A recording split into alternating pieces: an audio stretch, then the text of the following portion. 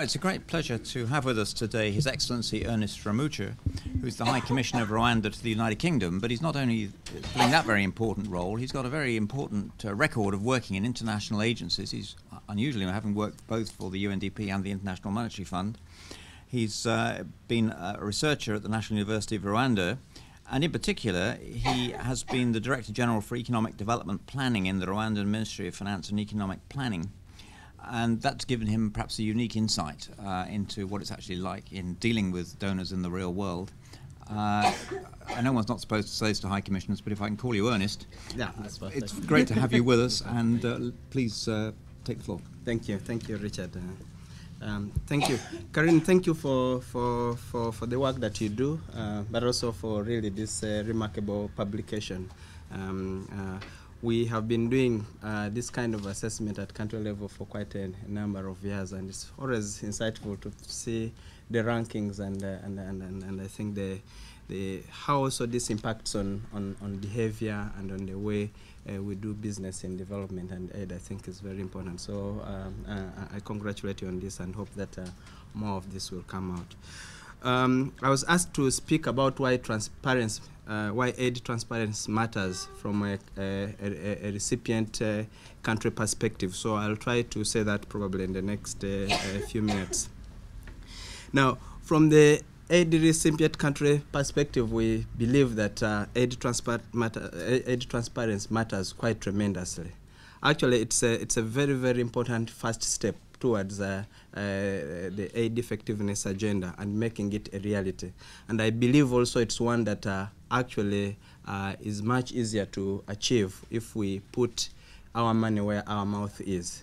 Corinne already put it rightly that it underlies most of the principles and common goals of the aid effectiveness agenda. We cannot achieve many of them without having transparency embedded and underlining most of them. I believe that's the core, at the core of the principles and commitments under the Paris Declaration on Aid Effectiveness and also the Accra Action Plan.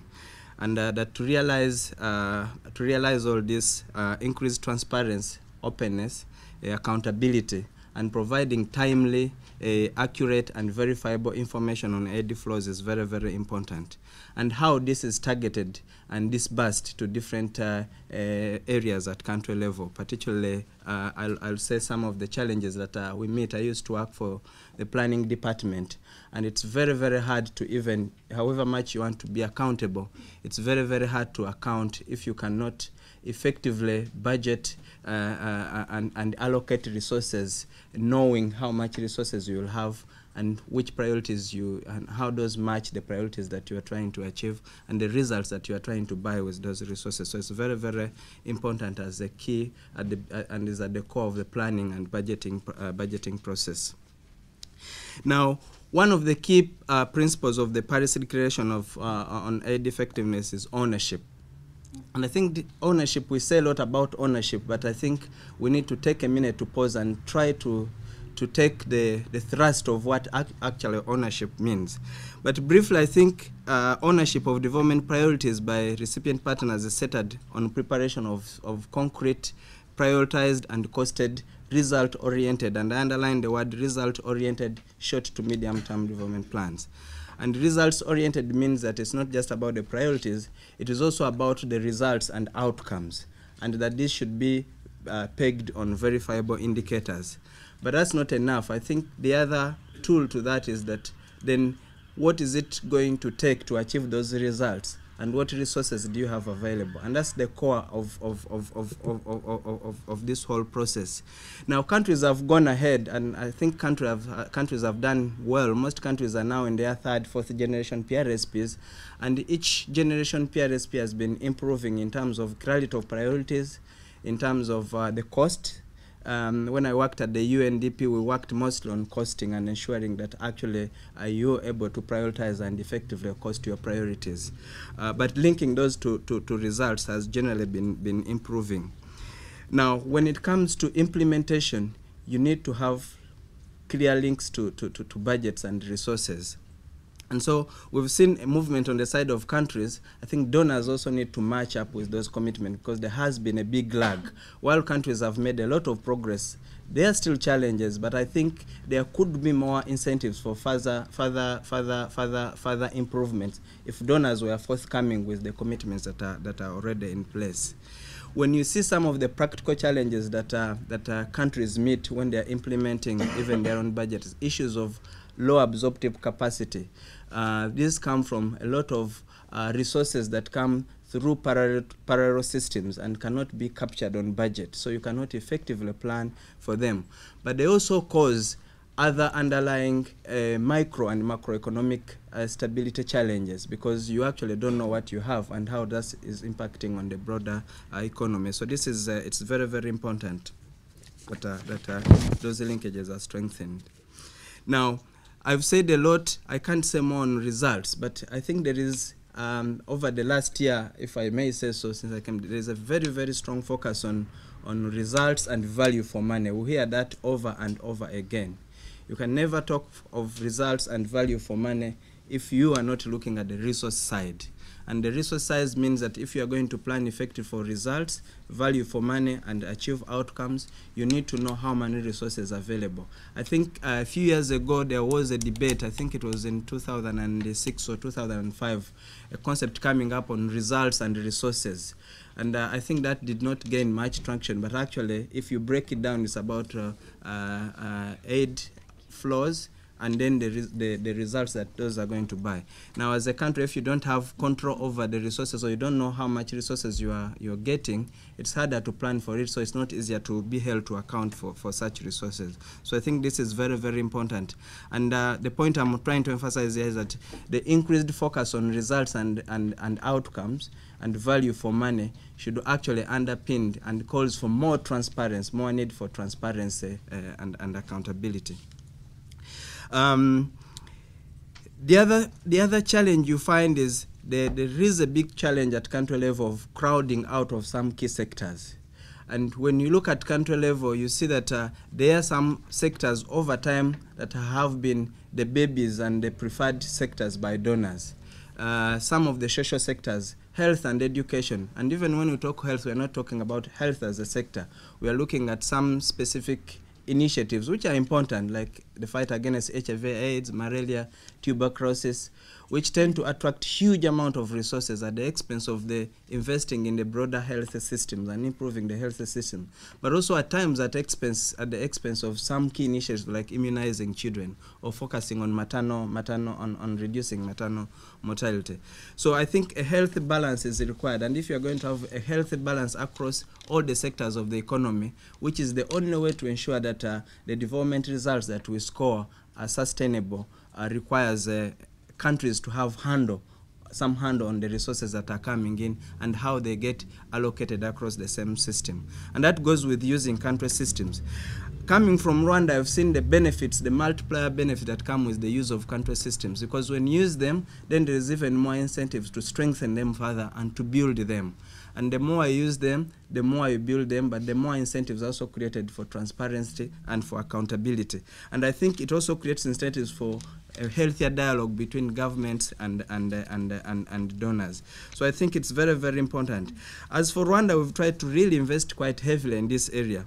We've built our budget preparation process, budget execution process, and reporting and making available information on our budget. We do this closely with donors. So from the day the budget preparation process starts, donors and government sit together. They agree on the priorities based on the economic planning, the economic development and poverty reduction strategy, and agree on core priorities for the year, and also for the midterm, because we are planning also on a medium-term expenditure framework, the MTF. So we agree on the resources, the priorities over the short to medium term, and the resource implications over the next 3 years, and we negotiate with donors. Some donors have preferred sectors, so we ensure that there is a balance between all these. But the commitment also on our side is to ensure that on a quarterly basis we make available a budget execution report that is accessed by all donors. And it's also, we have an information management system that anytime a donor wants information on a certain area of expenditure, you can easily pull that information out. But we also have an audited annual budget execution report, which gets audited by the Auditor General and presented to Parliament, but is also accessible to all donors. So it's very, very important that you also, as recipient countries, will commit to that level of transparency and also accountability. Now, I was looking at some of these outcome documents as my last sort of point, looking at the as we prepare for Busan. I was encouraged to note that at least the current draft version of the Busan outcome document at least still recognizes the core principles of ownership of development priorities, which is very, very important.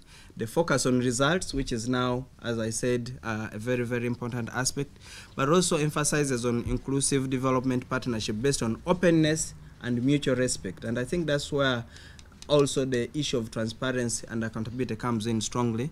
But then the last principle under there is accountability to citizens. Now, these principles I hope will be maintained throughout the document and throughout the discussions in Busan. But there are two very important gapping holes that I want to point out that need to be at the center of the focus. And this emphasizing the point that actually transparency underlines most of these commitments. One, I think that is lacking is a very, very clear reference to the need for transparency, and I will say transparency, and I will say transparency, I think 3 times. I think this should underpin and cut across all the key principles and goals of the Busan outcomes, and indeed the entire aid effectiveness agenda. I think this we can sing over and over and over again, because it means you have to pull out there what resources you are making available, how do they match the commitments that you've made, what are the timing for disbursements, what are the modalities for disbursing at country level, and then we can talk about the results that we are going to buy. The second is action, action, and action. I think this is also lacking. I think Richard bears testimony to this because he's been a major driver to this over quite a long time. I think what we lack is not the commitments. The commitments are there, but living up to those commitments and delivering them and ensuring that we follow through on those commitments has been a key challenge. Now, there is also a gap. I think you see, for whatever challenges we may have at country level, there are still issues of corruption and whatever, but at least countries have moved ahead. I think donors could create more incentives by also following suit. I think we could have a healthier balance. Now, as a final point, on this document, again, I looked also at the African Union draft consensus document. Rwanda has also developed its position paper on the build-up to Busan. I think for Rwanda, our plea is that donors should not use the increasing discourse on development effectiveness, which is also quite pitched closely with the AU document, that aid effectiveness should not development effectiveness should not crowd out aid effectiveness. We believe that we see aid effectiveness as a means to achieve development outcomes, and therefore development effectiveness is achievable when effectiveness and quality of aid is improved. I think it's very, very important. We should not be swayed by this growing focus now on development effectiveness vis-a-vis aid effectiveness. We need to hold donors to equally to account, to be accountable on their actions, on the targets, and also on transparency. Much as countries will also be accountable. I think that's one of the key positions that we'll be pushing at Busan. This may appear to contradict because the AU document is very, very clear on the issue of aid effectiveness. We believe in it, but we also think that it should not be an excuse for donors to run away from the responsibilities and commitment on aid effectiveness. And lastly, I think we also have a very, very strong emphasis on the need for provision of regular flow of quality, timely, useful, and relevant information on aid, and this should be considered as a minimum denominator of aid effectiveness effort. We are very, very supportive of the International Aid Transparency Initiative and also of the Collaborative Africa Budget Reform, and we will be making this very, very clear at Busan. I think our position paper will be available maybe in the coming few days. Thank you.